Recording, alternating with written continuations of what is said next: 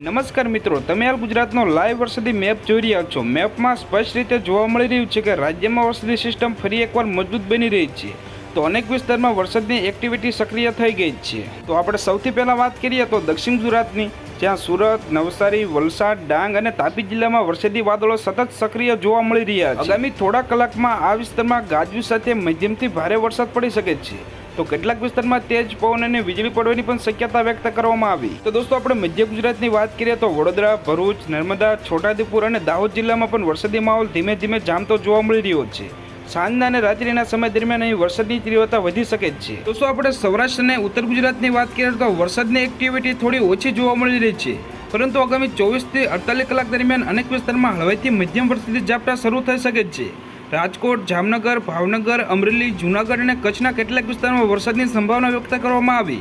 તો સૌરાષ્ટ્રમાં આજે વરસાદી ઝાપટા જોવા મળી શકે છે। મિત્રો, હાલ અરબી સમુદ્ર અને મોન્સૂન ટ્રકની અસરના કારણે ગુજરાતમાં વરસાદ માટે અનુકૂળ પરિસ્થિતિ બની રહી છે, જેના કારણે આગામી દિવસોમાં વરસાદનું જોર વધે તેવી પૂરેપૂરી શક્યતા છે। તો નીચાણવાળા વિસ્તારમાં પાણી ભરાવાની સ્થિતિ પણ સર્જાઈ શકે છે। તો દોસ્તો, તમે જોઈ શકો છો કે ગુજરાતમાં આ વિસ્તારમાં ફરી એકવાર વરસાદી માહોલ જામ્યો।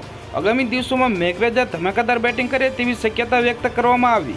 હાલ મળતી માહિતી અનુસાર રાજ્યના અનેક જિલ્લામાં સારો વરસાદ નોંધાયો। સાથે જ હવામાન નિષ્ણાતના જણાવ્યા અનુસાર 21 જુલાઈની આસપાસ બંગાળની ખાડીમાં નવી સિસ્ટમ સક્રિય થઈ છે, જેના કારણે 21 થી 25 જુલાઈ દરમિયાન મધ્ય ગુજરાત અને ઉત્તર ગુજરાત સહિત સૌરાષ્ટ્રના અનેક વિસ્તારમાં સારો વરસાદ પડી શકે છે।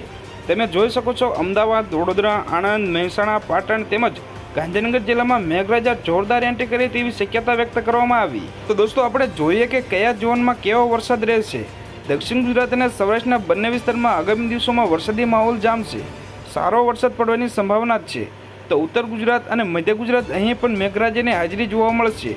સામાન્યથી મધ્યમ વરસાદની આગાહી કરવામાં આવી છે।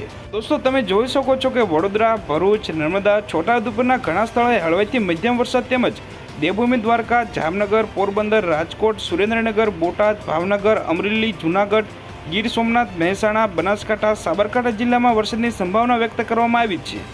છેલ્લા 24 કલાકમાં દક્ષિણ ગુજરાતમાં મેઘરાજાની સૌથી વધુ મહેર જોવા મળી, જેમાં તાપીના વાલોડ, વલસાડના ઉમરગામ તેમજ વ્યારા અને ઉકાઈ પંથકમાં સૌથી વધુ 2.5 ઇંચ વરસાદ જોવા મળ્યો। ઉપરાંત સુરત શહેરમાં પણ મેઘરાજાનો સરેરાશ 2 ઇંચ જેટલી રાજ્યના અન્ય 88 તાલુકામાં ધીમી ધારે નોંધપાત્ર વરસાદી ઝાપટા પડ્યા। તો ગુજરાતમાં વરસાદનું નવું એલર્ટ, આગામી 3 કલાક 6 જિલ્લામાં તૂટી પડશે વરસાદ।